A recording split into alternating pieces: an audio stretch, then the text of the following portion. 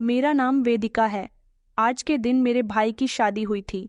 बड़े अरमानों से हम अपनी भाभी को अपने घर में लेकर आए थे।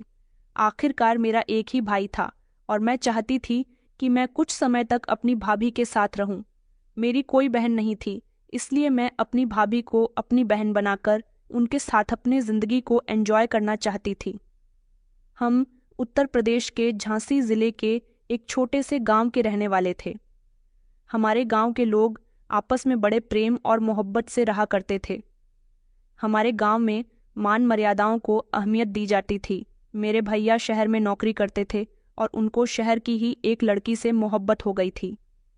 हम घर में 4 लोग थे, माँ पापा मैं और भैया। भैया अपनी पढ़ाई पूरी करने के बाद शहर नौकरी करने के लिए चले गए थे, क्योंकि भैया का मानना था कि मैं पढ़ा लिखा हूँ, मेरे मेल की यहाँ कोई भी नौकरी नहीं है। पापा को इस बात से कोई प्रॉब्लम नहीं थी। मैं भी काफ़ी पढ़ लिख गई थी।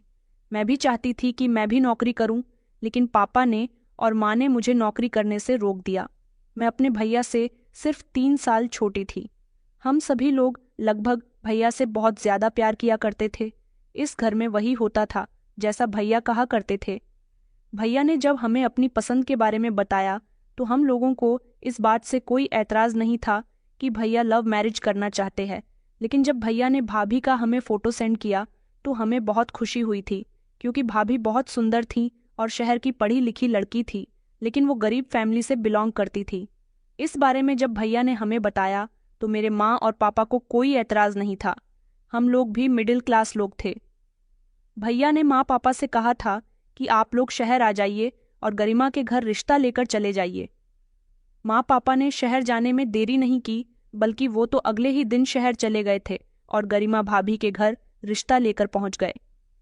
उनके घर वालों से माँ पापा की जान पहचान हो गई थी और उसके बाद ही गरिमा भाभी और मेरे अरविंद भैया का रिश्ता तय हो गया था। मैं बहुत होश थी कि अब मुझे अपने भैया की शादी की शॉपिंग करनी चाहिए और मैंने उन दोनों की शादी में किसी तरह की कोई कमी नहीं छोड़ी थी। खूब जमकर हंगामा किया था और खूब जमकर शॉपिंग की थी। भाभी के घर वालों ने बताया था कि उनके रिश्तेदार भी हमारे गांव में ही रहते हैं। हमारी उनसे जान पहचान हो गई थी।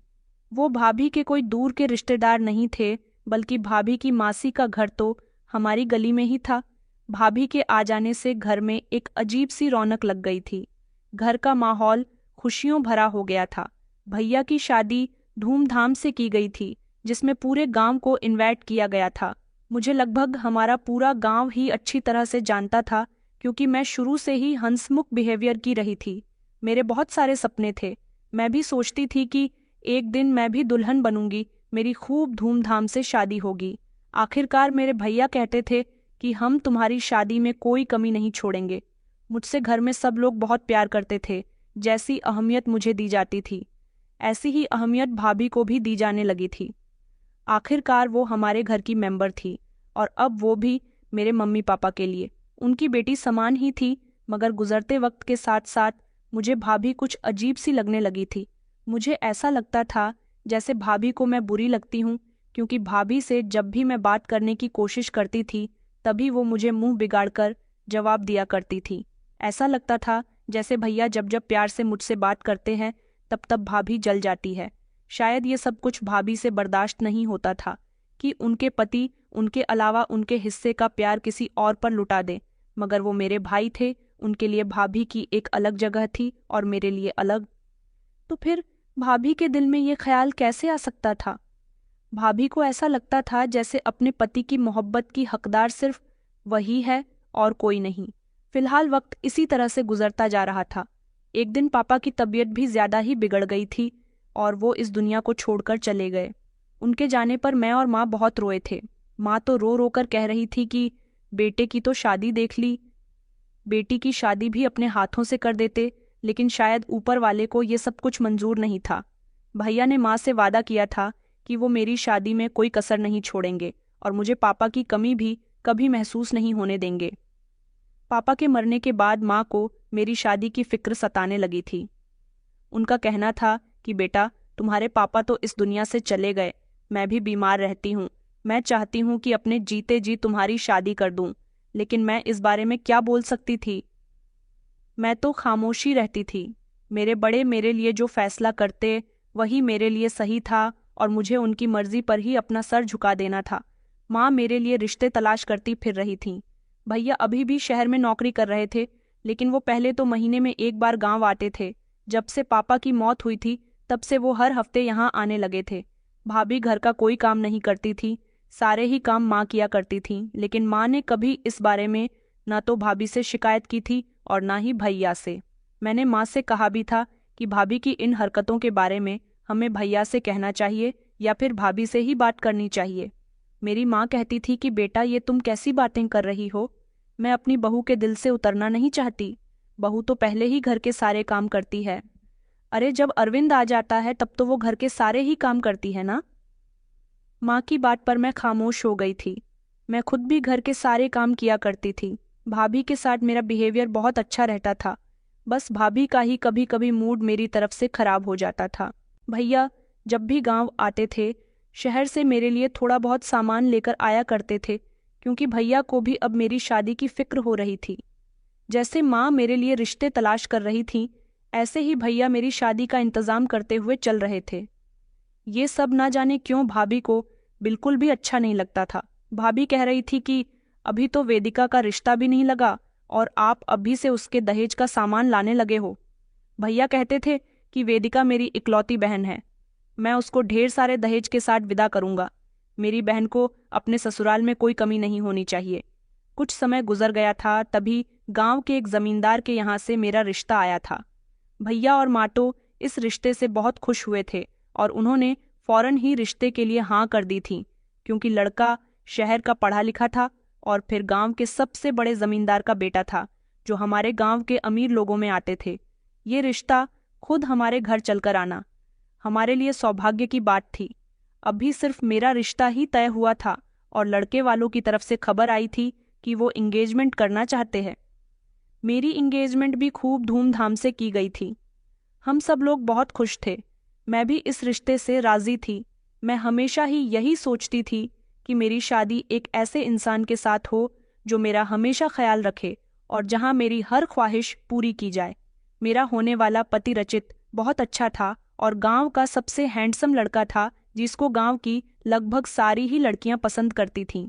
मैं अपने आप को बहुत खुशकिस्मत समझ रही थी, जिसकी शादी एक ऐसे इंसान से होने जा रही थी जिसको गांव की सारी लड़कियां अच्छा समझती थीं।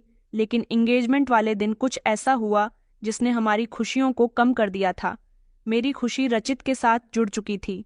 मैं इस रिश्ते से बहुत खुश थी और मेरी ये खुशी मेरे परिवार वाले अच्छी तरह से नोटिस कर रहे थे कि जब से मेरा रिश्ता लगा है मेरी खुशी के ठिकाने नहीं है। एंगेजमेंट वाले दिन रचित के परिवार वालों ने मेरे भैया से बातचीत की और उनसे कहा कि हमारा बेटा शहर से पढ़ लिख कर आया है और हम लोग भी कम पैसे वाले नहीं हैं। हम आपसे लेन देन की बात करना चाहते हैं। भैया ये बात सुनकर चौंक गए थे। उन्होंने कहा कि हमारा बेटा सबसे ज्यादा समझदार और अच्छा है। हम चाहे तो उसके लिए आपकी बहन जैसी ढेर सारी लड़कियां ला सकते हैं, मगर हमने आपकी बहन को सेलेक्ट किया क्योंकि हमें अपने रचित के लिए वही लड़की पसंद आ गई थी। भैया कहने लगे कि मैं आप लोगों की बात नहीं समझ पा रहा, आपके इस तरह के लेन देन की बात कर रहे हो। उन्होंने कहा कि हमें यही कोई 40 तोले सोना और दहेज का लग्जरी सामान और 20 लाख केन्स चाहिए। ये बात सुनकर तो भैया के होश उड़ गए थे। भैया ने कहा, ये आप लोग क्या कह रहे हो? मैं इतने सारे जेवरों का और पैसों का इंतजाम कहाँ से कर सकता हूँ? मैं तो खुद एक मामूली सी नौकरी करता हूँ। हाँ, मगर मैं इतना जरूर कर सकता हूँ कि अपनी बहन को लग्जरी दहेज दे सकता हूँ। ये बात सुनकर रचित के परिवार वालों ने हंगामा करना शुरू कर दिया। उन्होंने कहा कि हमारे बेटे के लिए लड़कियों की कमी नहीं है। हम चाहें तो हमें इससे भी ज्यादा दहेज के साथ आपकी बहन से भी अच्छी लड़की मिल सकती है। आप तो शहर में नौकरी करते हो, अच्छा कमा लेते हो, तो क्या अपनी बहन को इतना दहेज भी नहीं दे सकते? ये बात सुनकर मेरे भैया कुछ परेशान हो गए थे। उनको भाभी ने समझाया भी था कि आपको लड़के वालों की ये शर्त नहीं माननी चाहिए। माँ भी परेशान हो गई थी कि अगर रचित के परिवार वालों को इतनी डिमांड्स करनी ही थी तो ये बात उन्होंने रिश्ता तय होने से पहले क्यों नहीं बताई। ये सारी शर्तें सगाई के दिन सामने लाने की क्या जरूरत थी? मुझे भी इस बारे में पता चल गया था। मैं खामोश हो गई थी।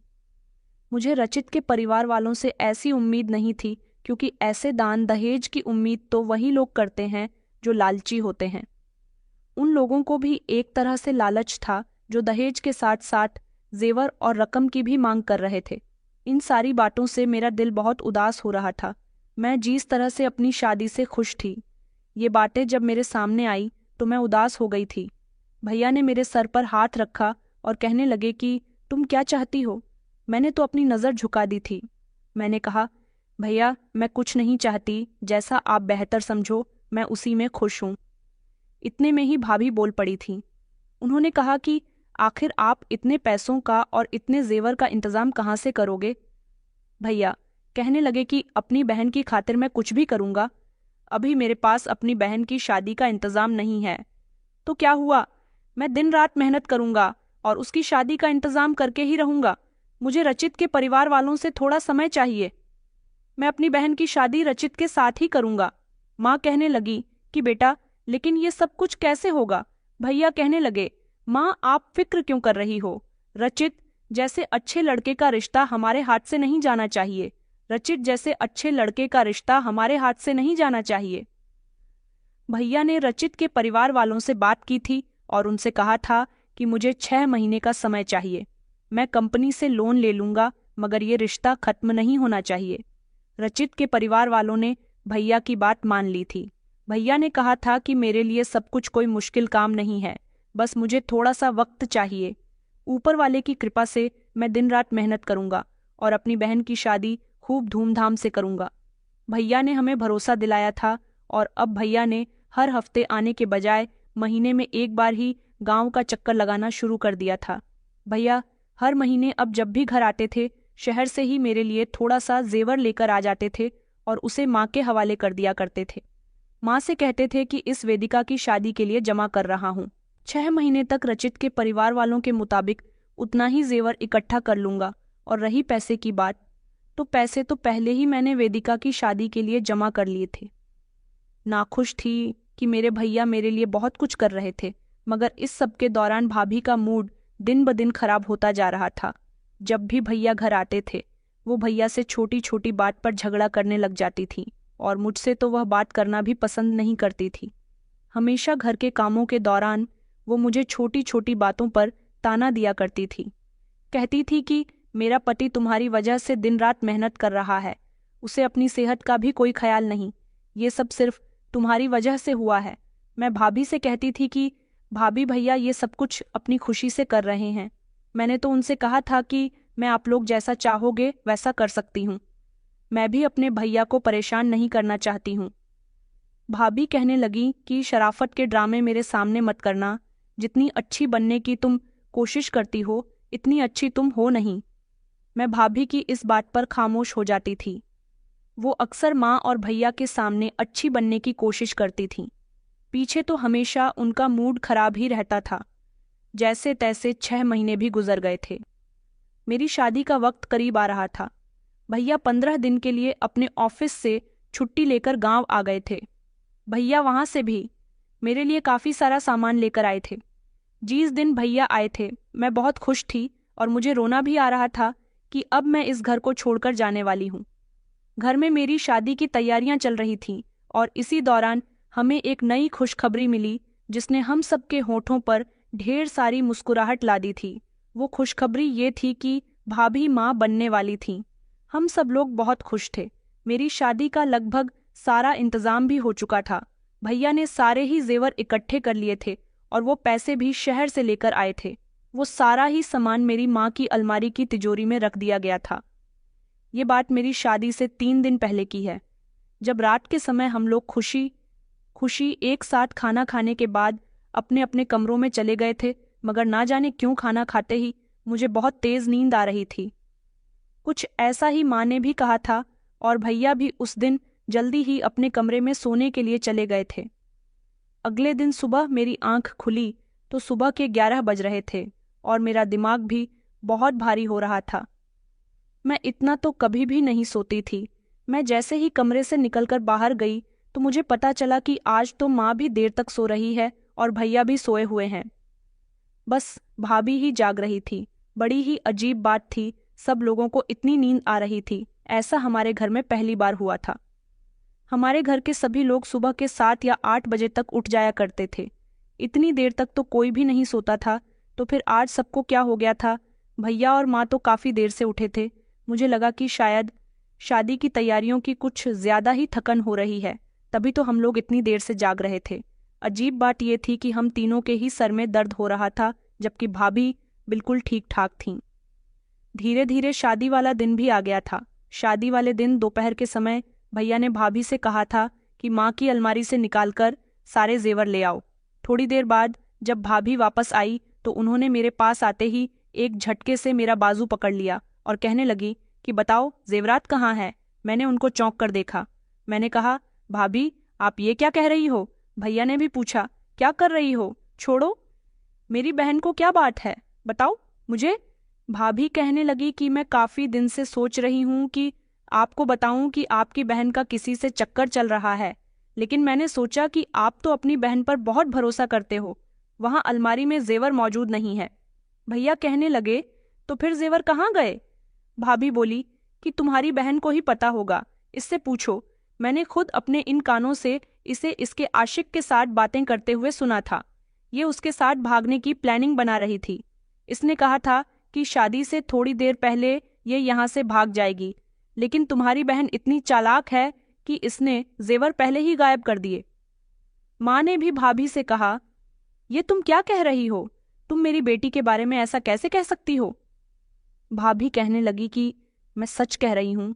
मैंने खुद अपनी आंखों से वेदिका को कई बार उस लड़के से बातें करते हुए देखा है। भैया कहने लगे, कौन लड़का? तो भाभी ने कहा कि मुझे नहीं पता कौन लड़का, ये तो तुम्हारी बहन ही बताएंगे कि वो कौन है। मैंने भैया की तरफ घबराते हुए देखा। भैया की आंखों में उबलता हुआ गुस्सा मुझे साफ नजर आ रहा था। मैंने कहा, नहीं भैया, भाभी झूठ बोल रही हैं, मैंने तो ऐसा कुछ भी नहीं किया।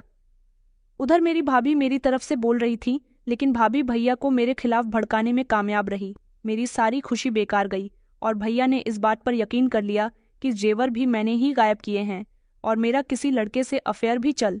भैया ने माँ से कहा कि इस पर ध्यान रखो, इसे कमरे में बंद कर दो, ऐसा ना हो कि ये हमारी इज्जत कुचलकर यहाँ से चली जाए। साथ ही साथ भैया बार बार मुझसे ये भी पूछ रहे थे कि तुमने जेवर किसको दिए, मगर मुझे पता ही नहीं था कि जेवर कहाँ गए, तो मैं उनको क्या बताती। मेरा तो रो रोकर बुरा हाल हो चुका था। माँ की तबीयत बिगड़ी तो उन्हें कमरे में पहुंचा दिया गया था। हम लोग इस मामले में ज्यादा बात भी नहीं कर सकते थे क्योंकि घर में मेहमान मौजूद थे। फिलहाल जैसे तैसे शाम का समय आ गया था और बारात आने में कुछ ही देर रह गई थी। भैया बहुत परेशान थे। उन्होंने इतने समय से शादी के लिए जो बंदोबस्त किया था वो पूरी तरह से बर्बाद हो चुका था। बारात भी आ गई और मुझे दुल्हन बना दिया गया था।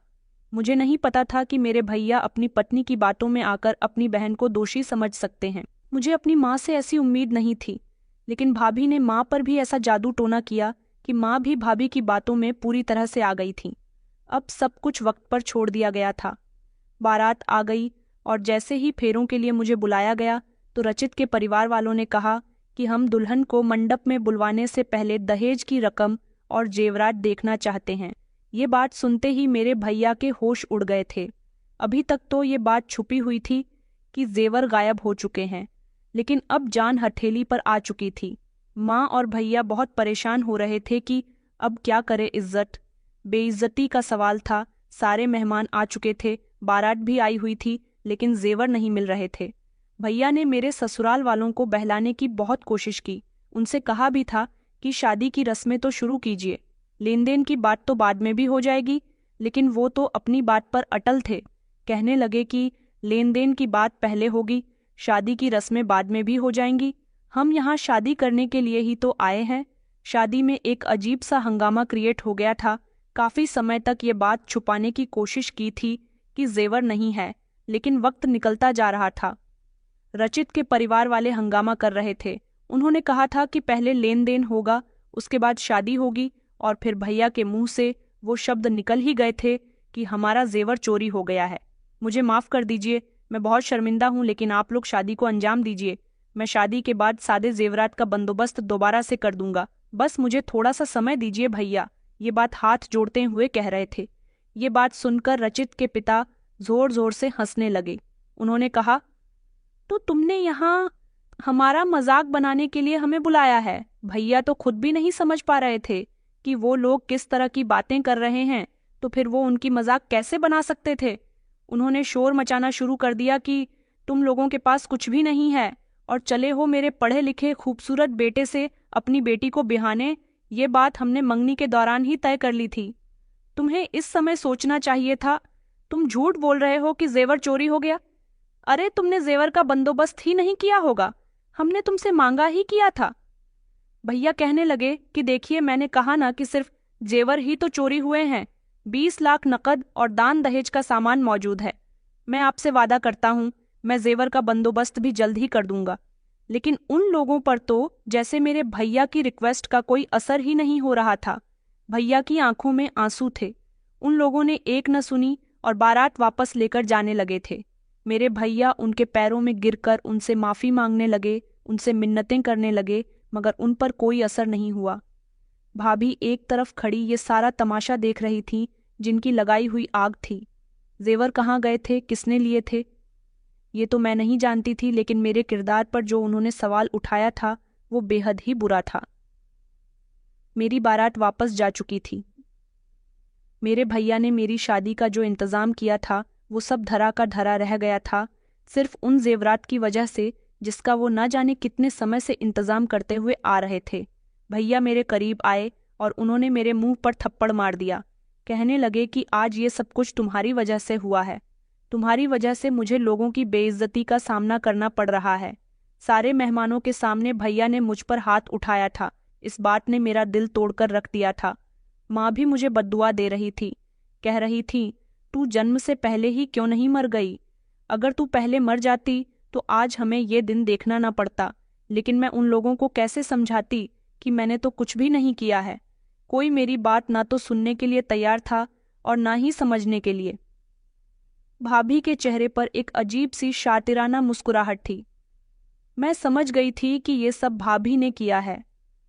उन्होंने मेरे साथ अच्छा नहीं किया था। मेरे भाई की बहुत बेइज्जती हो रही थी। भैया कहते थे कि इस समय कोई मेरी इज्जत रख ले, कोई तू इसे अपना ले। भैया अपनी पगड़ी हाथ में पकड़कर फूट फूट कर रो रहे थे और मेरी माँ की तबीयत बिगड़ती जा रही थी। आसपास खड़े सारे ही लोग तमाशा देख रहे थे। भैया कहने लगे कि अब मेरी बहन से शादी कौन करेगा? दहेज की वजह से मेरी बहन की बारात वापस लौट गई। अब मैं क्या करूं? हम सब लोग ही फूट फूट कर रो रहे थे जब अचानक मेहमानों के बीच से एक जोरदार आवाज आई और हमने जैसे ही उधर की तरफ नजर डाली तो हम सब लोग दंग रह गए थे जब वो इंसान हमारे सामने आया और कहने लगा कि मैं आपकी बहन से शादी करूंगा, कि आप अपनी बहन का हाथ मेरे हाथ में देना पसंद करोगे? ये सवाल सुनते ही भैया ने चौंक कर उसकी तरफ देखा। ये तो हमारे गांव में सब्जी बेचता है। ये शब्द मेरे पीछे खड़ी हमारे गांव की कमला चाची ने कहा था। उनकी बात पर उसने कहा कि जी, मैं गांव में अपना सब्जी का ठेला लेकर घर घर सब्जी बेचता हूँ। इतना तो कमा ही लेता हूँ कि आपकी बहन का पेट इज्जत से भर सकूंगा। जरा आप सोचिए, जिस परिवार में आप अपनी बहन की शादी करना चाहते थे, इस बात की क्या गारंटी है कि बहुत सारा दान दहेज देने के बाद भी आपकी बहन वहां खुश रहती? अरे वो तो लालची लोग थे। उन लोगों के लिए तो सबसे बड़ी दौलत ये थी कि वो आपकी बहन को अपने घर की बहू बनाने जा रहे थे, और वो लड़का जिसके साथ आपकी बहन की शादी होने जा रही थी, वो खामोशी से अपने माता पिता की कही हुई हर बात को सुनता रहा। वो पढ़ा लिखा था, उसे इस बात पर ऑब्जेक्शन उठाना चाहिए था, मगर वो बिल्कुल खामोश रहा। उसे तो वही सब ठीक लगा जैसा उसके माता पिता कर रहे थे। आप अपनी बहन को इतना सारा दान दहेज देकर विदा करते और शादी के बाद भी ससुराल वाले आपकी बहन पर अत्याचार करते, तब भी वो लड़का खामोशी से सब कुछ देखता रहता, लेकिन कभी अपनी पत्नी का रखवाला नहीं बनता। उसने मेरे भैया के सामने हाथ जोड़ दिए और कहने लगा कि देखिए, मैं भले ही कम कमाता हूँ, लेकिन आपकी बहन का सारी जिंदगी बहुत ख्याल रखूंगा। मैं आपसे इस बात का वादा करता हूँ। ये सारी बातें सुनकर भैया के दिल में एक आंस जाग गई थी। वो उसकी बातों से इम्प्रेस हुए थे और इस तरह उन्होंने मेरी शादी उसके साथ करने का फैसला कर लिया था। लेकिन दिल ही दिल में मैं सोच रही थी कि मेरी जिंदगी में ये कैसा मोड़ आ गया, जहां मैं रचित के सपने देख रही थी, वहाँ आज मेरी शादी रचित के अलावा एक मामूली सी सब्जी वाले से हो रही थी। उसकी कोई औकात नहीं थी, उसके आगे पीछे कोई नहीं था, उसका कोई परिवार नहीं था। फिर भी मेरी शादी उसके साथ होने जा रही थी। मैं खामोशी से सब कुछ बर्दाश्त करती रही। उस समय अपने भाई की इज्जत की खातिर मैंने उसके साथ शादी कर ली थी, लेकिन मेरे दिल में कहीं ना कहीं ये शिकायत और कमी रह गई थी कि भैया को एक बार मेरी मर्जी तो पूछनी चाहिए थी, मुझे वक्त देना चाहिए था। मुझ पर इल्ज़ाम लगाया गया, मुझे बदनाम किया गया। मेरी बारात वापस चली गई और मेरा हाथ एक मामूली से सब्जी वाले के हाथ में दे दिया गया। इस तरह मेरे भैया ने मुझसे अपना हाथ छुड़ा लिया था। भैया को मुझ पर इतना गुस्सा आ रहा था कि उन्होंने मेरे सर पर हाथ भी नहीं रखा, मुझे गले से भी नहीं लगाया और मुझे आशीर्वाद भी नहीं दिया।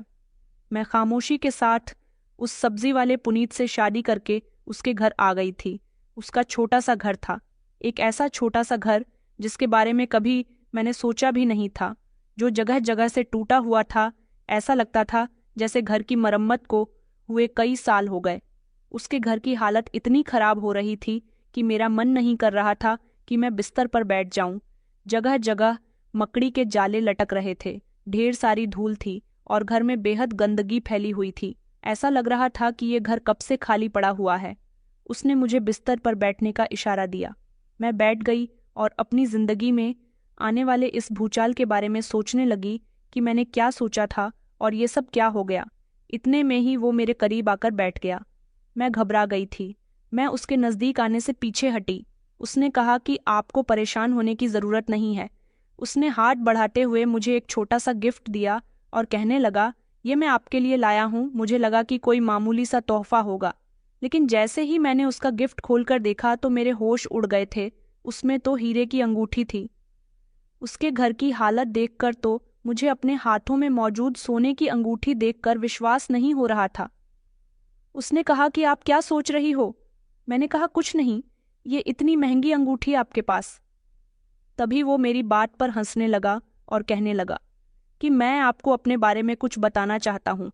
अब मेरी आपसे शादी हो चुकी है, इसलिए मैं आपसे कुछ भी नहीं छुपाऊंगा। दरअसल मैं झारखंड से आया हूँ और वहाँ के इलाके का डीएम हूँ। काफी समय से मुझे लोगों से शिकायत मिल रही थी कि इस गांव में कुछ लोग जमीनों का अवैध कारोबार कर रहे हैं। मैं बस उन लोगों के बारे में जानने के लिए और उनकी तलाश करने के लिए ही यहाँ आया था। तब भी मैंने अपनी पहचान बदल ली और मैं सब्जी वाला बन गया था। मुझे यहाँ आए हुए 10 दिन से ज्यादा गुजर गए। मैं यहाँ इस घर में रह रहा हूँ। सारा दिन मैं सब्जी वाला बनकर इधर उधर घूमता रहता हूँ ताकि हर चीज पर मेरी नजर रह सके और मुझे उन लोगों के बारे में पता चल सके जो यहाँ जमीनों पर अपना अवैध कब्जा करके बैठ गए हैं। मैंने देखा है कि इस गांव की कंडीशन भी बहुत खराब है। सरकार इस गांव पर ज्यादा ध्यान नहीं दे रही। मैं गांव के लोगों की मदद करना चाहता हूँ, यहाँ विकास करना चाहता हूँ। मैंने देखा है कि यहाँ की सड़कें बहुत खराब हैं। आज जब मैंने तुम्हारे लाचार भाई को देखा और देखा कि यहाँ दहेज प्रथा बहुत मामूली सी चीज है, दहेज पूरा न होने पर तुम्हारी बारात वापस लौट गई, तो ये सब मुझसे देखा नहीं गया, इसलिए मैं आगे आ गया और उस समय तुम्हारे भाई की इज्जत बचाने के लिए मैंने तुमसे शादी कर ली। तुम्हें मैंने पहली बार नहीं देखा, एक दो बार और मैं तुम्हें देख चुका हूँ। जब तुम अपने घर से निकलती बढ़ती थी, मुझे तुम पसंद आ गई थी और आज मेरी पसंद को ऊपर वाले ने मेरा कर दिया। मैं खुश हूँ तुमसे शादी करके। पुनीत की बातें सुनकर तो मुझे अपने कानों पर विश्वास नहीं हो रहा था। जिस इंसान को मैं एक मामूली सा इंसान समझ रही थी, वो डीएम था। पुनीत कहने लगा कि ऊपर वाले की कृपा से मेरे पास सब कुछ है। मैं तुम्हें अपने साथ अपने घर ले जाऊंगा। बस मैं जिस काम से यहाँ आया हूँ, मेरा वो काम हो जाए। पुनीत की बात सुनकर मेरी खुशी की इम्तिहान नहीं रही थी। ऊपर वाले ने मुझे रचित से भी ज्यादा अच्छा इंसान दिया था। पुनीत एक अमीर इंसान और पढ़ा लिखा इंसान होने के साथ साथ ईमानदार इंसान भी था, जिसने मेरा बहुत ख्याल रखा था। शादी के बाद इस फूटे फूटे घर की मैंने सफाई की थी और इसको रहने काबिल कर दिया था, क्योंकि पुनीत यहाँ सिर्फ थोड़ी बहुत देर के लिए ही आया करते थे ताकि उन पर किसी को शक ना हो। उनके पास बहुत सारे पैसे थे, वो मेरी हर ख्वाहिश को पूरी किया करते थे। भाभी को लगा था कि गांव के सब्जी वाले के साथ शादी करने के बाद मेरी जिंदगी और ज्यादा खराब हो जाएगी, तभी तो वो मेरी विदाई पर हंस रही थी, लेकिन मुझे नहीं पता था कि मेरी जिंदगी रचित से ज्यादा तो पुनीत के साथ अच्छी गुजरेगी। मैं बहुत खुश थी। पुनीत ने मुझे ढेर सारी शॉपिंग करवाई थी।